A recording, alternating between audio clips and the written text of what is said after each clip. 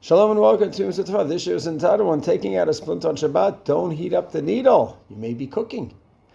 So the halacha is in Shin Chavchet, Sif Chavchet, in the Shulchan Aruch, talks about pus, taking out pus from a wound. You can open it up, take it out. Mishabur says you can also take out a splinter. You have to just make sure you don't dig in and start getting blood out. But if you could just get the splinter out without any blood, then that's fine. So the post can talk about using a needle. And they actually differentiate between a needle that's for sewing, that's a klisha machtalis, so as opposed to just a pin that we have in our clothing to keep it nicely pressed. Better to use that one.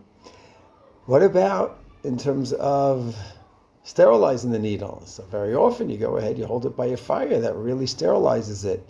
Post can say best not to use that because you're doing bishul. Bishul is not food. Mishnah Berurah, Shin Yed Chet, Aleph, quotes the Rambam that bishul is any object. You could be taking pottery and put it in a kiln, you're doing bishul. You take metal and you go ahead, you burn it up also, that make it red hot, that's bishul. Bishul is not only by food, it's other objects as well. So if you could go ahead and sterilize the pin in another way with alcohol, that would be best. If there's no choice and it's a danger, then they might put to rely on. But short of that, you really don't want to go ahead and cook the pin. A fascinating insight into the halachas of bishul. Shalom.